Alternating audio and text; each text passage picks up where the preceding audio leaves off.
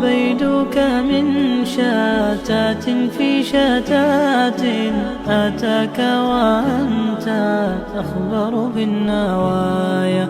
جهول ظالم وعليه برد من التسويف أورده البلايا. ومعتبة بابك غير جود فها هو واقف يرجو العطايا. وها هو خد شقوته ذليل تعفر ساجدا بين الحنايا.